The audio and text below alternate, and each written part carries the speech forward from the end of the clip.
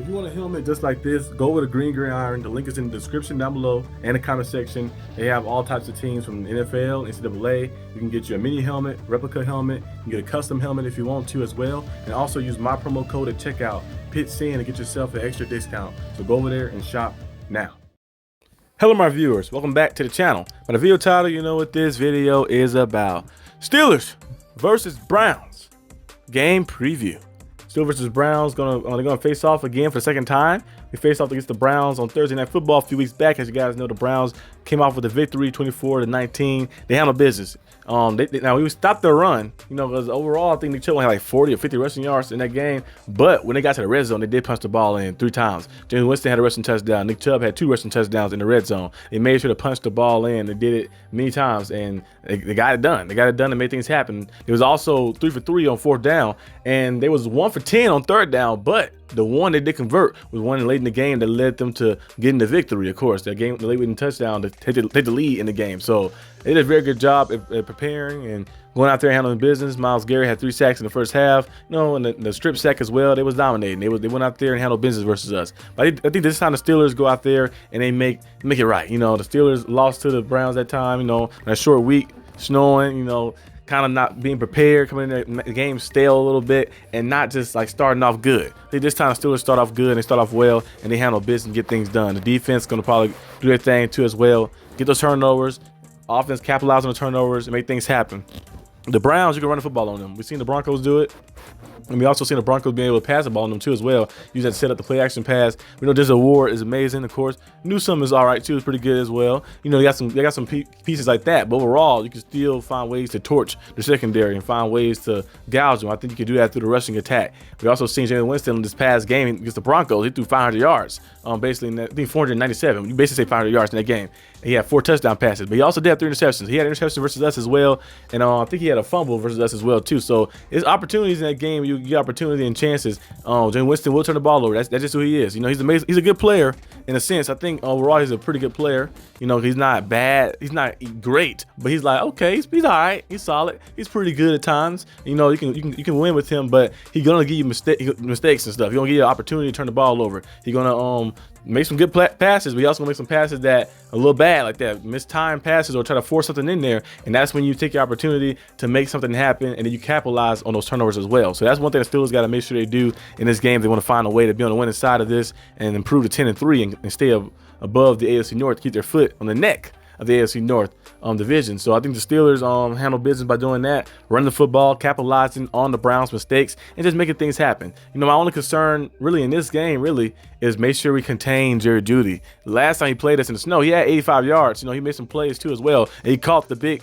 3rd down conversion that led to the Browns scoring a touchdown eventually as well. In his past game against the Broncos, the man put up 200-something yards, 230-something yards, going crazy out there with a touchdown as well. Was out there balling and playing phenomenal football. So he's a guy who has good route running ability. Most likely Joey Porter Jr. will be on him a lot. Joey Porter Jr. got kind of beat a few times when he played in the first time. So hopefully he gets some revenge this time. In the past 2 weeks, Joey Porter Jr. had the best week, but I think he bounced back this week and get better and make some plays too in this game right here. We're gonna be at home. The fans will be going crazy, of course. So get back game. Kind of like rivalry in a sense, because the Browns have won a few of the matches. They split with us last year, and the year before that they got us too as well, and then the year before that too as well. So they've been doing it. They've been like splitting with us the past few years. So they've been saying, hey, they call us the same old Browns, but we're going out there and beating y'all once. The Ravens haven't even beat the Steelers. Beat the Steelers one time, and that was in 2019. That was like in 2019, right? I think the last time Lamar. Well, no, it was on the Tyler Huntley game when he beat Mr. Trubisky. Mr. Trubisky, I think that was that one. It was that one. And Mr. Trubisky, I think that was last year or the year before last, I think. But the Ravens really haven't year before last. Yeah, year before last. That was that one right there. Mr. Trubisky came in after Kenny Pickett had the concussion. Yep, that was the year before last. So the Ravens only won 1. Last year they got swept. This year they already down 1-0. So we'll see what happens when the Steelers play them in a few weeks again. But the Browns been splitting with us. They've been splitting with us and staying apart with us like that. So we got to go out there and show them that we can't be on the same level with you guys. We got to be above you guys like that. And our elevator don't go down. Our elevator only go up. So we only can go up like an escalator. So we need to make sure we stay above the Cleveland Browns and handle business. The Browns game going to be tough. It's not going to be easy. Like I mentioned, records do not matter in division games. Division games, records don't matter at all. Can you look at a lot of different matchups that happen with the Bengals and Steelers. You look at the Browns when they played the Ravens and they beat them. You look at Bengals and Ravens, all the different games. The records do not matter in the division games because the team know them. Coach Tomlin said it best on the Hard Knocks. He said they know who them and we know us, and we know we both can coexist like that. So like that, saying like they know each other so much like that, that they are us like that in a sense like that. He kind of rephrased it differently. I was like, okay, they know them, we know us, and we know them and they know us like that type. They know us like that type of mixture thing. Coach Tomlin's very good with the words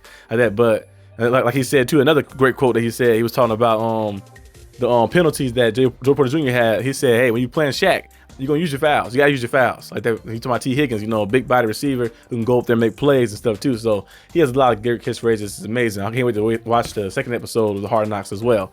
But yeah, that's best we gotta do. You cannot coexist.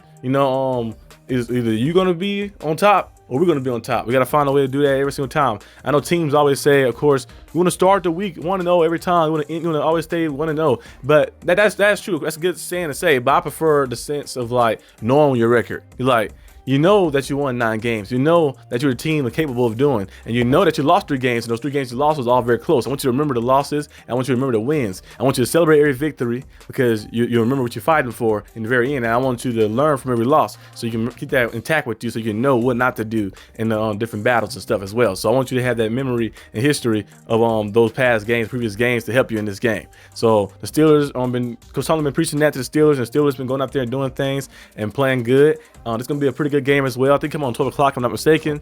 So we'll see what happens in this game. I think the Steelers probably win. My score prediction is probably going to be, I say Steelers.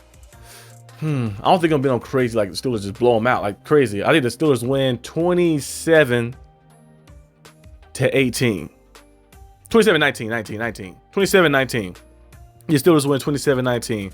It'd be a kind of one-score game. Steelers go out there, win 27-19 versus the Browns. I think the Steelers maintain the lead throughout time, and the Browns make a surge to try to come back a little bit, and the Steelers hold them off and win 27-19. That's my score prediction for this game. Let me know what your score prediction for this game is as well. I'll see you guys probably tomorrow. Maybe I might do a little video before like that. I might go live tomorrow at night. Depends if I'm back enough time, but probably do a video like that. Just talking Steeler football and random stuff probably on there, or I might just wait to go live on a post game show. I do want to do a post game live show, just talking about different things and mixing videos together. So just be on the lookout for that. But yeah, I'll see you guys when I see you. Peace out.